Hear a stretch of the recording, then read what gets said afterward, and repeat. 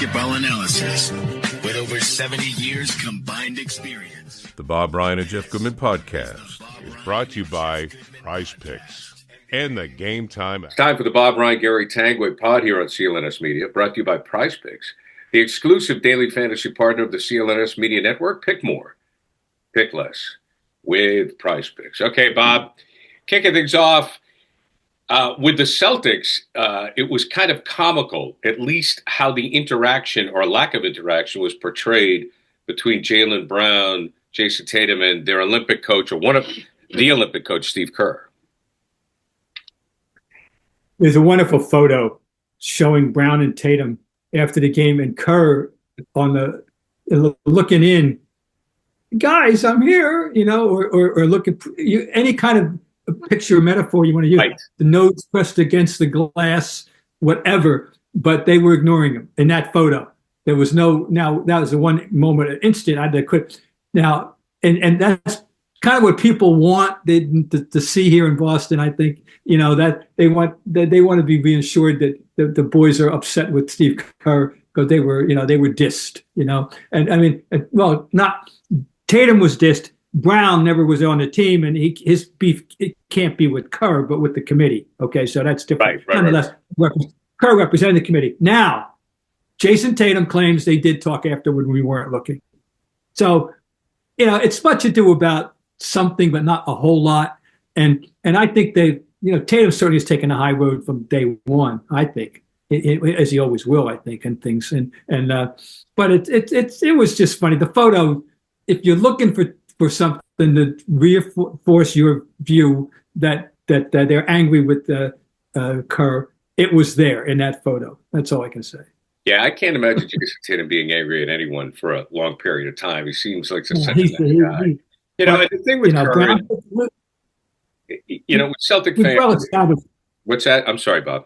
Okay, we've well established that Brown and Tatum are different people. Oh, no question. Yeah.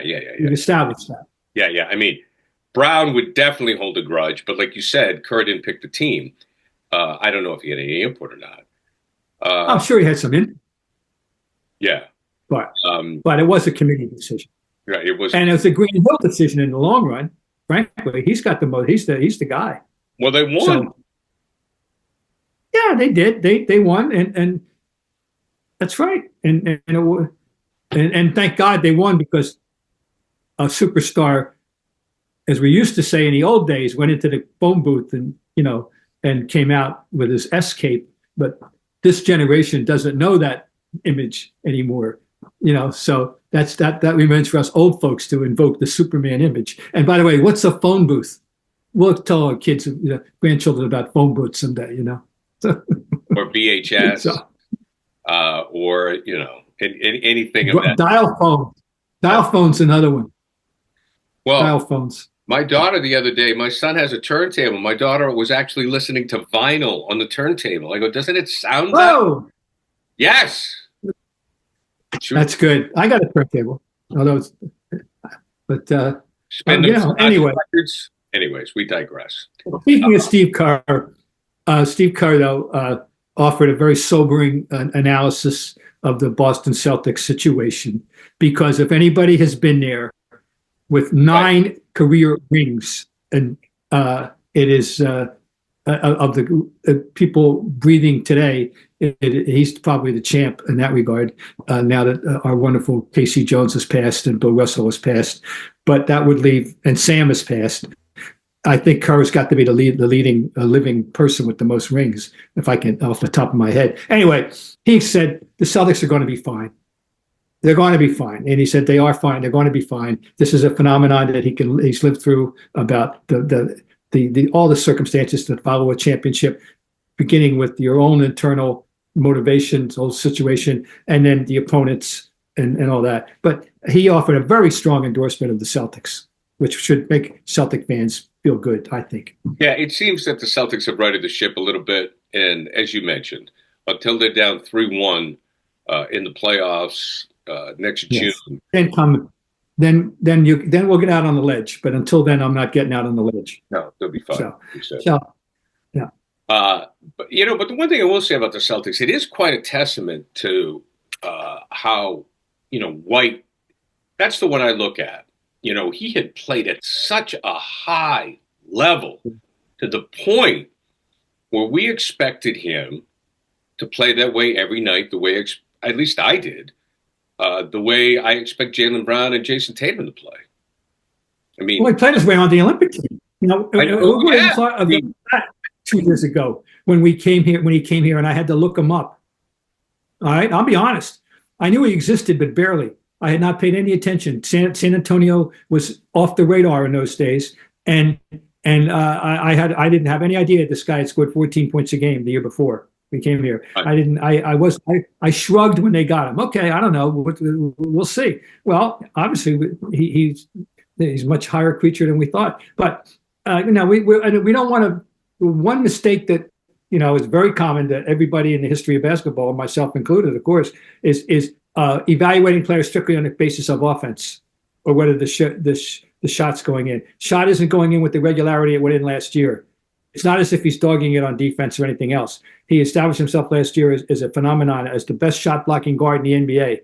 And he still does that, and he's still playing defense. It's not a matter that he's playing bad basketball. His shot is still off, and we got to think that it will come back. That's all I can say on that. Well taken. I want to get to a topic that bothers me because though he is not a Celtic, and I would never root for him, I became a Jimmy Butler fan because of sort of his lunch pail mentality and the way that he carried the Miami Heat. And it's just so disappointing now that he got bounced again, suspended again by the team. And I think it's just too bad. I know players want to move on. They want to play for another team, which is fine. It's America. You want to ask for a trade? Ask for a trade. But I just don't like it when they do it like this because I think it diminishes what Butler did on the floor, which in Miami I thought was admirable. Oh, we spent a lot of time in the last 2 years, along with Jeff Goodman, 2 years ago specifically, talking about, boy, if Tatum could only get a little Butler in him and that kind of thing, I mean, he's a competitor. He's fierce. He's one of the great clutch players in the NBA. He was more responsible than any other individual for Miami's success when they had that great success, recent post-LeBron success. And, all that. He's a pain in the ass. And I happen to came across, I still have in my possession, I don't throw magazines out too often the way I should. And he was a cover boy in Sports Illustrated a couple of years ago, preseason. And the guy's he's very bright. He's nobody's fool, I'll tell you that. So his actions are well calculated, and he's a smart man, egotistical, yes, but that ego translates into it translates into alpha male performances on the basketball court when you need them. That's for sure. He's not a simple guy to have around. And he's made himself the thing. And here's the thing, though. He should be smart enough to understand this. He's making himself a trade liability. Right. Do you want this guy? And how much are you willing to give up to get this guy? And I don't remember too many circumstances, Gary, in my long tenure looking at the NBA, where a guy got himself suspended by his own team twice within a month. Or within 3 weeks, and the first one was unspecified for the outside world. The conduct detrimental to the team. This one is he missed a flight, apparently, and part of his attitude deterioration here, and they suspended him again, that's rare. Extremely rare. I won't say unprecedented, but I don't know of a precedent, and so this is not responsible behavior. Well, that's all. No, and I also, as you have mentioned, the age of 35, his market value, I don't think is at the point that it once was, and it's not to a level where somebody will simply look past his behavior. They shouldn't. Because he's been a malcontent. This is team 4, right? I believe, and it never ends well. Oh, Minnesota, Chicago, Minnesota, right? I was Yes, Minnesota. yes. Minnesota, Chicago, And Philly, that didn't, Miami. Chicago didn't end well. The next one up didn't end well. This one, Philadelphia, right? So this is the pattern. This is the recurrent pattern, and it clouds the whole image. Will it keep him out of the Hall of Fame someday? Probably not, because that depends on the way the the Naismith Hall of Fame is structured, and they could always change their structure, but it's a committee, and it's a committee in which you have a term. I've been on it, and it was 2-year term, maybe 3, I forget, and so it depends on who's voting when, which is true of all Halls of Fame. It's true, but sure. This one is. This one's insular. There aren't many people involved. Baseball's got over 400. I don't know how hockey works. Football, they got certainly more than a dozen, but that's all it is in basketball. It's under 20 people, and so you get who knows how they're going to view him when the time comes up. My guess is it won't keep him out, but anyway, it's just unbecoming. Is he's happy? I don't know how he can live with himself with this, but apparently he can. Can you share any stories from the inside of the room? Any debates during your Hall of Fame tenure? The funniest one for me was the selection committee. It was the nominating committee I was on at the time, and it was a conference call. We weren't in New York together. We were on a conference call, and I was on the road. And I was pitching Guy Rogers. And a voice rings out, "Bob, he couldn't guard you or me." Dr. Jack Ramsey. That's my favorite one. I don't remember any rancorous debates or anything like that when I was with the whole group in New York. I'm sure they have happened, but I wasn't part of any. No, I just love Doctor. I heard the football ones could get pretty good. Yeah. Well, of course, football is so much anecdotal evidence for all these positions, offensive linemen. Oh, I know. It's not empirical evidence. I think our legends. I don't want to misspeak. But I think our legends, Will McDonough and maybe Ron Borges, have had some, not necessarily with each other, but I could certainly see the great Will McDonough, or certainly the opinionated Ron Borges, sharing a thought or two. I think Borges was actually very instrumental in getting Tippett in, or trying to get Tippett in. Uh-huh. I don't know, or trying to get him in. I think. Yeah. But I heard those were pretty interesting stories. I can believe that. Anyway, I doubt they were. You made a very good point during our pre-show chat here about the rookies, and I didn't even think about it. Not a very impressive class this year. No, I mean, I'm looking at I just went by the top scorers. Okay, just for the sake of this argument, the top current 7 rookie scorers. Number 1 is Jared McClain, who got off to a great start with Philly. Then he got hurt, but he actually had 30-point games. Okay, right. And I don't know where Jaylen Wells of Memphis. But here's what I'm getting at. Jared McCain was the 16th pick in the draft. Okay, Jaylen Wells was the 39th. The number 1 pick in the draft was Zachary Risachet of Atlanta, and he's not exactly setting the world on fire. But I mean, it's a slow start. Number 2 pick was Alex Sarr of Washington. He's getting better, but he hasn't set the world on fire. I think the consensus favorite right now is Stephon Castle of UConn at San Antonio. He was the 4th pick in the draft. Zach Edey has underwhelming numbers, but I know Memphis is happy with him, and they don't throw him the ball very much. He's the 9th pick in the draft. And a guy who we talked about earlier, I brought up way back in the first 3 weeks of the season, got off to a rocket start and then had a lull, and I think he's coming back, is Dalton Knecht in LA. And he's the 17th pick in the draft. But it just, not, there's, because last year everything was all about Wembanyama, but I just think it's a very underwhelming class in general terms. This the closest thing to an impact rookie right now at times, more often than anybody else can make that claim, is Castle. But it's not like it's a dazzling rookie year. It's a decent rookie year. But I just think it's safe to say that this is a very underwhelming crop, and I don't know what the early returns are on next year. Although we know who the number one pick is, unless there's a seismic change. He happened to be in Boston the other night, and Mr. Flagg from Newport, Maine. You smile on your face, Newport, Maine. But I'm just making a comment.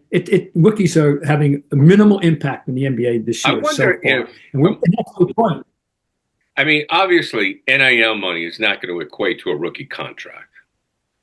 But I wonder if the NIL money does start to impact kids staying in for an additional year if they don't think they're going to go high enough, or if they are questionable to get drafted. Yeah. Oh, there's evidence that's happened in football. There's evidence there, and I can see that depending on how crazy the money is for right. And so I think if we're not having it already, we will have that happen. There'll be. I don't think there's any doubt that that's going to be a permanent part of the landscape and the football and basketball is somebody staying in an extra year because it isn't worth it to them in their perfected draft status when they're making nice money to start with. I think that's a given. If you believe in Cooper Flagg, maybe you could make some selections on Prizepicks with whether he'll score more or less than, say, 25 points. What a segue, Gare. Prizepicks is the best place to get real money sports action. With over 10 million members and billions of dollars in award winnings, Prizepicks has made daily fantasy sports accessible to all. You pick more or less on at least two players for a shot up to win 1,000 times your cash. Run your game all season long on Prizepicks. Now, the big game is almost here, so it's now or never. Don't miss out on the last football game of the season with Prizepicks, the best place to win cash while watching the big game. Prizepicks is also giving away a free pick for the big game, where one of the starting quarterbacks will only need to throw 1 yard to win. If you're correct on at least one or more stat projections, you can win real cash. And check out the promos tab to tail any of our Super Sweat Millie Winners big game lineups. That's the Super Sweat Millie Winners big game lineups. If you tail a lineup that goes 3 for 3, you can win a split of $1 million in promo funds. Sign up today and get $50 instantly when you play $5. You don't even need to win to receive the $50 bonus. It is guaranteed. And Prizepicks is the best way to win real money this football season. Which player is going to go off, which one isn't? Make your pick in less than 60 seconds and turn your sports opinions into real money with Prizepicks. How about Josh Allen? Is he going to throw for less than 300 yards? Kelsey, is he going to score more than 2 touchdowns? So download the app today and use code CLNS to get $50 instantly after you play your first $5 lineup. That is, download the app today and use code CLNS to get $50 instantly after you play your first $5 lineup. Prizepicks, run your game. Okay, Bob. Speaking of a guy that's running up some points, SGA with 54 the other night. I don't know where it's going to end. Of course, where we'd like it to end is with a ring on his finger, and it certainly there's a good possibility or a reasonable possibility that can happen. But he just keeps keeping on, boy. He just keeps opening your eyes more and more. 54 points last night. He's right now he's the best guard in the league. Period. Right now, I mean, he's been if you're going to give award just to guards, he'd be the player of the year, and there wouldn't be any argument from anybody. Imagine who's even second this year to him. So yeah, what a thing. And I never saw this coming to this degree. I don't know if anybody, and that brings up one of my eternal points. And if you go over the history, I'm strictly of basketball. If you go over the history of basketball and look at how many of the great players were completely touted from Jump Street, from high school, right, and lived up to an extraordinary image. as opposed to the vast majority of inner sanctum great players who turned out to be better than anyone ever thought at the time. Okay, even if you thought they were going to be great, they turned out to be super great. And they're only. I don't need this hand to count the number of players who lived up to the super hype, and the number one example of all time being Kareem Abdul-Jabbar, who had the greatest basketball career of anybody, in that he was 79-2 in high school and lost 2 more games in 3 years of college basketball, and then won 5 MVPs. He's the greatest career from start to finish. And on the very short list, Wilt Chamberlain was, if you followed basketball in the 50s, you knew there was this kid at Overbrook High School in Philadelphia, and that there was this phenomenon. And he went up to Kansas, and he became Wilt Chamberlain. And LeBron was an SI cover boy at age 15, and he certainly lived up to it. But look at the others of the inner sanctum, right? Magic, known vaguely outside of Michigan. Michael Jordan, not known outside of North Carolina. Even then, okay, right? Late bloomer. Larry Bird disputed even in his own state that people didn't think he was that good because he couldn't come from French Lick because they never turned out anybody before, and Indiana is very insular and all that. Okay, and come on, no, everybody else is better than anybody else. Steph Curry. Curry was the 7th pick in the draft, and was not highly recruited. He went to Davidson, which is the D1 school. Well, that's the thing that gets to me about Steph Curry is that he went to Davidson. I mean, no disrespect. No, I mean, but a great coach. No, that's like a Jerry Rice story. What, did Jerry go to Morehead State or something? Something like that? Jerry Rice went to Mississippi Valley State. That's it, Mississippi Valley State. Now, Davidson's bigger than that, obviously. But, when you talk about Davidson, brought us the greatest three-point shooter in the history of the game. Yeah. Greatest all-around shooter, period. Greatest all-around shooter. There you go. I think. So, SGA, who's a Canadian, by the way. Yeah. So, talk about untouted in this, going to Kentucky. Except for the Jeff Goodmans of the world, I'm sure knew who he was. But anyway, and he's transcended now. He's the best guard in the league. So, hey, but also the thing that I like about this story is that he became. It didn't happen overnight. Like, we weren't expecting this kid. No. It didn't happen. I mean, it just shows. It shows. It brings some sanity, Bob, to the conversation. Like, you just talked about it. Like you said, the rookies right now, it's a down rookie class. I'm surprised it doesn't happen more often because we're looking for these 19-year-old kids to be world beaters, And the reality is it takes time for a 19-year-old player to grow into a man. And SGA is a good example of that. It's a great example. Yeah. So that's all. And I just salute him, and it's good. But it is interesting. What do you think? What is the one part about his game that you like the best?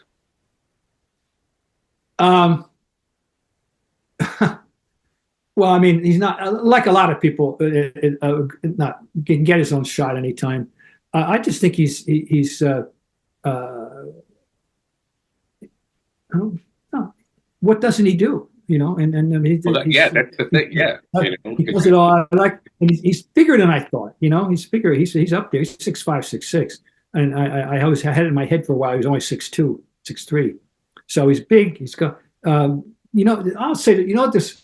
He's starting to get a lot of Kobe in his game. Put it that way. Kobe was about that same size, and now Kobe is somewhere in the middle of all this discussion. He had a in the world of scholastic basketball and the recruiters and the rating services and all, he was very well known. I'll give that. In high school, up at Darby High School in Philadelphia, out in suburban Philadelphia, he was well known, but not to the extent that didn't get the hype that LeBron got, or even the hype that right now that Cooper Flagg is getting. Right. And he's not. So he didn't have that level, I don't think. So, but anyway, I just like everything about the SGA, and apparently he's been very team oriented. That's what you always look for, that number one. You don't hear any buts on him. No, you don't. No, you're right. No. The Kobe thing is very interesting. That's right. He was picked Well, I mean, Charlotte swapped the pick with the Lakers, right? Yeah, they traded for Divac. Right. You know, there's stories out there. Go ahead. Go ahead. Yeah. It's the guy who supposedly wanted to draft him desperately, but was apparently overruled internally, was Calipari when he was at the Nets. Really? I'm told.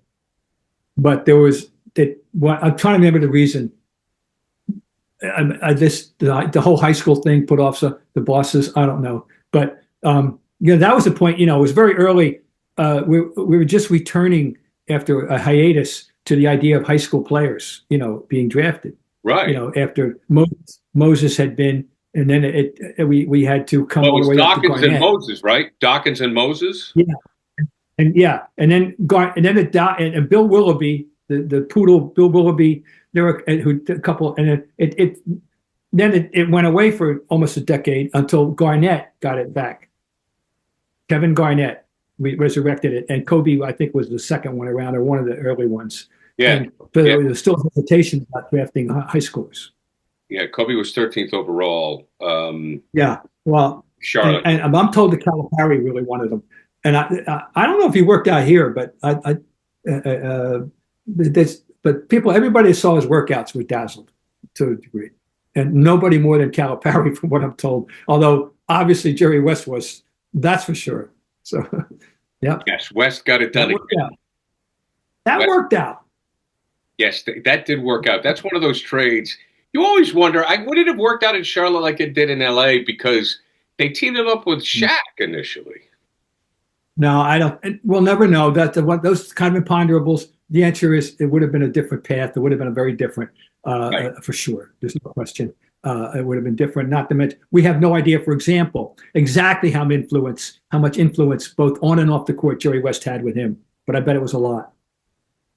That he had West around, and West believed in him, and I think that was, he was smart enough. Remember, he's the son of a player. He knew damn right well who Jerry West was. Oh yeah, Kobe he didn't have to. Yeah, he knew damn right well who he was. His father was his father's a whole other story. I don't want to go off on a tangent about Jelly, but this kid who was very bright. And was worldly. Of course, he was raised in his formative years in Italy, where Joe was playing. Anyway, but he knew damn right well who Jerry West was, and have Jerry West as a mentor possibility, I think, enhanced his career. Yeah, and Jim Jackson as a coach. How do you think, Bob? Because I know you're a fan of Jerry West. Give us an idea of how West could have helped him, because I find West to be a fascinating individual. Well, I'm sure that the mental part of the game, and the how to navigate the 82 games, and how to navigate, the locker room dynamics, and all that stuff. But technically, whatever he might have, and he could have. Now I don't. Without superseding the coach, I'm sure that there was plenty of examples where West could have offered something that Wiley would have even asked him to do, or they would have say, Pat, look, I want to talk to this guy, kind of thing. When Wiley was his coach, I just think he could offer him, because West was talking about scientific. West understood this game of basketball, obviously, and now he was the one thing I hope but his personality, he was a dark personality. He did see the dark side of everything. So I that could have been a detriment if he imposed himself in that degree, but I'm sure he didn't. I just think the idea of all his vast expertise and knowledge of the game, and he could, he could have been a good resource for Kobe. Yeah, I think the thing about West is just the self-doubt, or he pulled himself out of coaching, right? Yes. I'm not the coach. I shouldn't be the coach. I think he realized, I'm speculating, obviously. Right. He realized he wasn't very good at it. It wasn't what coaching, you could offer a playing tip here and there, was one thing, but the whole thing with coaching, I think there are aspects of it, and that he just didn't feel comfortable, and I think he evaluated himself that it really wasn't what motivated him. He thought it would, but it didn't. He was much better off in the next level up than he was in coaching those 82 games. Yeah, it's good stuff. I mean, I'm glad you brought that up because I would have loved to have been a fly on the wall with a Jerry West Kobe one-on-one session. That could have been something else. Okay, Bob, time for another break here because we have to pay your huge salary. It's time to get the Game Time app, folks. Download it. Now, if you want to try to make it to some of the NFL playoff games that are left, or maybe you've got an NBA team or you're traveling to another city and you want to see what's going on with concerts, with plays, with games, NHL, NBA, college games, you download the Game Time app. It's real simple. Let's get the big G right on it. And then you click it on, and then you just set yourself up. It's really easy to do because the Game Time picks will filter out all the fluff and show you only incredible deals and great seats, so you don't have to waste time searching through thousands of tickets to get the best value. So, and I should tell you about Game Time picks. It makes getting tickets even easier, and also they offer the super deal, which tells you the one best deal that's available on Game Time for that day. So, and generally the super deals as well, shall I say, they're always super. They have a seat view before you buy the tickets. You'll see exactly where you're sitting. You'll see what your view will be. On-time ticket delivery, lowest price guarantee. If for some reason, if you have to cancel, they have event cancellation protection as well. And Game Time ticket coverage. Your tickets are guaranteed but delivered on time, or your purchase is covered with the most flexible customer service policy in the ticketing industry. So download the Game Time app today, create an account, use code CLNS for $20 off your first purchase. Terms apply. Again, create an account, redeem the code CLNS for $20 off. Download Game Time today. Last minute tickets, lowest price guarantee. Okay, Bob, I've never really thought of the NBA as being a father and son league, but you've done some research. Yes, and what triggered it was the Celtics playing Sacramento the week before last, and Domantas Sabonis had a career-high 28 rebounds. He is leading the league in rebounds for the third straight year, which is news to most people, I'm sure. And he's one of the best all-around big men in the entire NBA. He, unfortunately, has to play too much of his current time out of position. He's not a center. He's a forward, but he's 6'8", going at 6'9", but he's a forward and a wonderful forward who's capable of triple doubles. And by the way, Sacramento's playing pretty well lately. Keep your eye on him. Anyway, it reminded me how much I admired his father, Arvydas Sabonis, the 7'2" or 3" Lithuanian who we first encountered in 1988 Olympics when he was still a member of the USSR before the breakup of the Soviet Union. And they beat the U.S. in the gold medal game before the pros started playing. This is when, the old format of the Olympics. But his father was one of the great players of all time. And by the time he came to the NBA, he was 30 years old and had Achilles tendon problems. And we never saw here the full scope of how great he was. He's one of the most decorated, if not possibly the most decorated European player ever. He won every award you could possibly win in Europe. And eventually, it was a 3-time Olympian, got to play for his home country by 1992. I saw him in Melbourne, at a game in which he put on a pivot clinic that you couldn't believe.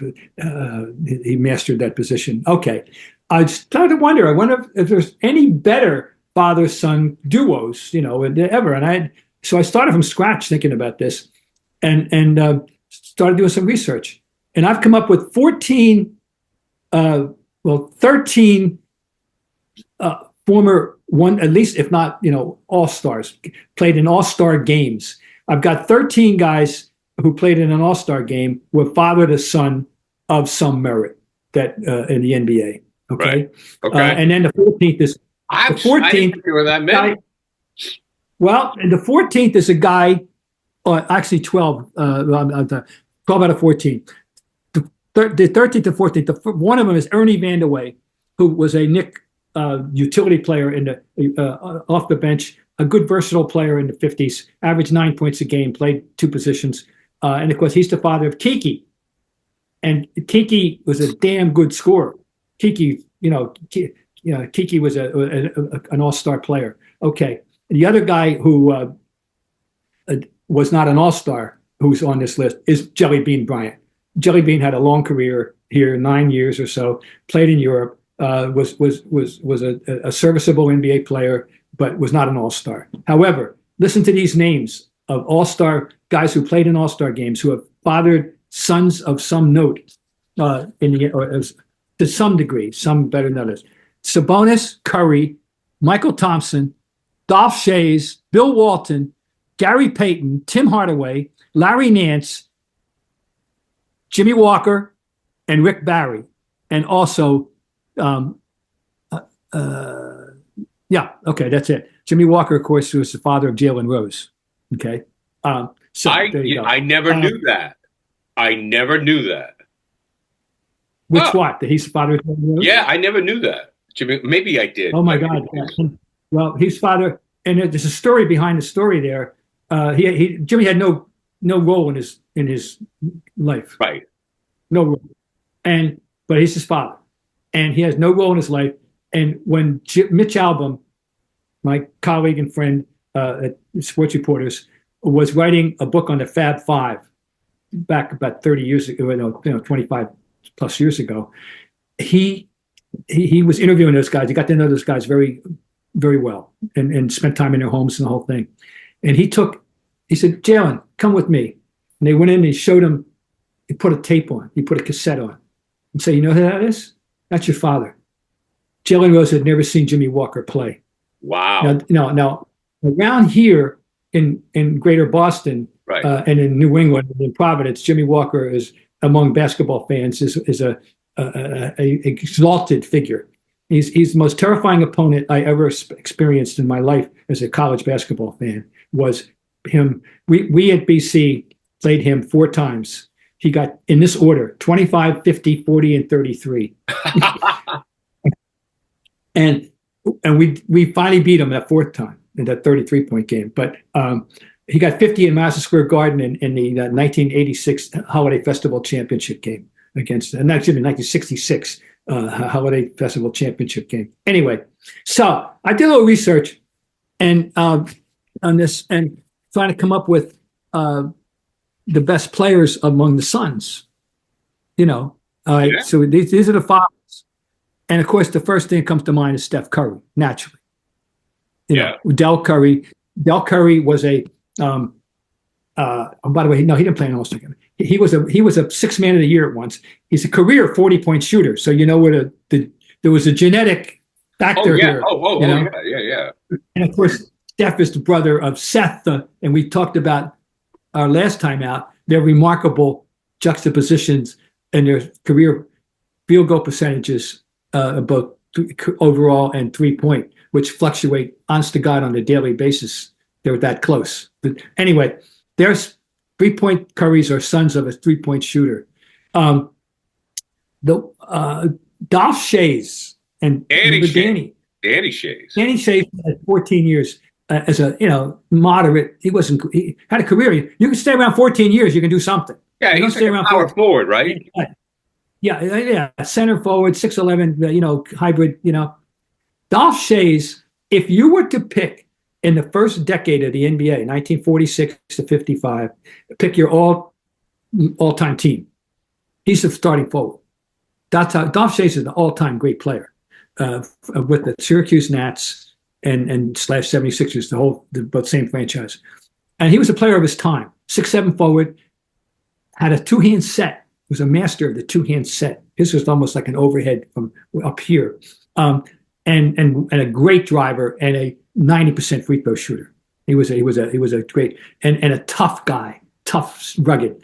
But he would be the best forward of the first 10 years of the NBA, for a career.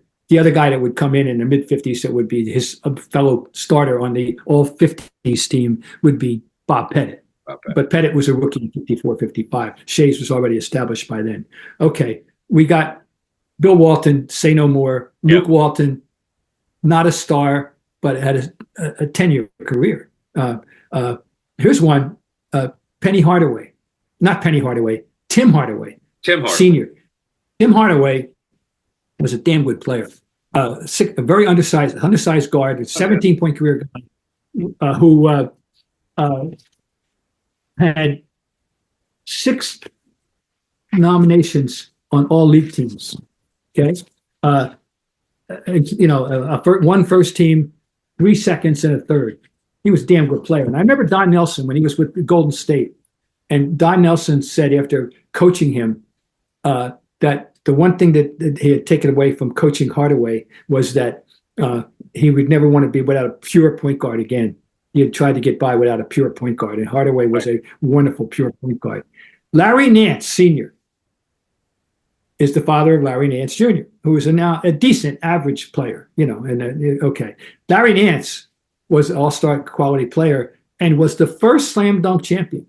I remember that. I do remember that. Which I objected to because my feeling is that there should be a height limit on the slam dunk, 6'6". I'm not interested in 6'9" guys or 7-foot guys dunking. Big deal. I think they should have abolished the dunk contest after Spud Webb won it, but I'm not getting anywhere with that. But Larry Nance, his father. Jimmy Walker, I mentioned. Jaylen Rose. Jaylen Rose, he averaged 20 points 3 times. You realize that? People don't realize that. I believe that. I get that. Yeah, well, he did. He averaged 20 points 3 times, and had a nice career. And his father would never reach in the pros the level that he did in college, but he was a 16 points a game career scorer. Played in All-Star games. He had trouble staying in shape, which was predictable looking at that body from day one, and had his issues. But that's an interesting pairing. Ernie Vanderway, I mentioned Ernie Vanderway with the Knicks, and Kiki, who these people should know. Rick Barry goes without saying, obviously. Scooter? Scooter's the 4th son that never played. He played for Kansas. Brett. I'm thinking of Brett. Brett Barry. Brett. You got Brett. Drew. You got John, the oldest. John, Brett, and Drew. Drew was which one was the slam dunk contest? One of them. I have to check it out. But one of them won the slam dunk contest. I think it was. Oh, here it is. I got it here. Oh no, I got the wrong page. Anyway, well, all right. And here's one that might represent the best combination of father-son. In most cases, there's a clear delineation between the level of the father and the level of the son. Even if it's a reasonably high level. Like Del Curry was a good player, and he was a 6th man of the year one year. Oh, yeah. Okay, he won awards. But Steph is the greatest shooter of all time. Right. And the others there's a differential. But how about this one? You know who Klay Thompson's father was? David. Michael, not Michael. David was Skywalker from Denver. Michael from the Lakers. That's right. Sorry. Michael Thompson is a damn good player. Oh, no. I remember him with the Lakers. Absolutely. He was the first pick of the 1979 draft, aka 78 draft, aka the Larry Bird and Magic Johnson draft. He was the first pick. Oh, yeah. No, Bob, I remember that. Absolutely. And I'll tell you what, he was the difference in 1987 that turned the Lakers into the champions that they became, beating out the Celtics. Yeah. He was with Portland, and at the All-Star game, we were talking with Pat Riley, and Riley said, "We need another player." He told us this. We need another player, and they made the deal. And his first game was in LA against the Celtics, and he had not had a practice. And their famous assistant coach, Bill Burtka, ran him through drills and stuff before the game. And we watched it, And he went out and I think come off the bench and I'm going to throw out, got like 10 points and X rebounds and helped turn that game around. He helped them win that game. And he went on, to become a tremendous valuable player off the bench for them and lasted for several more years. I think that may be and Klay Thompson should need no introduction to anyone that's of course listening to us. No, I would agree with you. So anyway, it's a fun topic. Now I got this for you as we close, because I'm verging on babbling. I know that. You have to stop me. But you this can always is fun babble, Bob. We love it when you babble. All right. How about this? If we play a game, okay, the dads versus the sons. Oh, good one. Okay. For the dads, our pick of center we've got Arvydas Sabonis or Bill Walton. And Sabonis was described as a youth as, quote, Bill Walton with a three-pointer, unquote. So we got to pick between those two. We're not going to play them together. Starting forwards, we have Rick Barry and Dolph Schayes. And I omitted one, Gary Payton. Oh, that's right, Gary Payton. Well, the father was better than the kid. My starting guards are the dads, so Gary Payton and Tim Hardaway. Coming off the bench, we got Jimmy Walker. We've got Larry Nance Sr. We've got Michael Thompson. We're in good shape. The kiddies got one problem. We don't have a center, unless you count Danny Schayes. Well, yeah. But Danny Schayes have to be the center. But from then on, you ready? Sabonis and Domantas, the current Sabonis, Stephon Curry, Klay Thompson, and Kobe Bryant. Yeah. Now Bryant, that would make them. That's the three guards, except that Bryant can play small. That's irrelevant. That's not bad, huh? That's a pretty good team. I have great respect for the elders, but I like the kids in that matchup. Well, anyway, it's fun to kick around. So, Bob, that was a great topic. Thank you for the work. That was very enjoyable because I never thought there were that many combos, but after you mentioned all of them, I said, "Oh, I remember them. Sure, But yes. Well, when I first got into this, I tried to do everything from memory, which, of course, is always a fatal mistake. And I got prodded in it. So then I started really researching it, and wow, but I think it's a fun topic anyway. But anyway, there we go. That's all I have. Bob, that's more than enough, my friend. We'll talk to you again next week. Bob, Bryant, Gary Tanguay, brought to you by Prizepicks, the exclusive daily fantasy partner of the CLNS Media Network. Pick more, pick less with Prizepicks.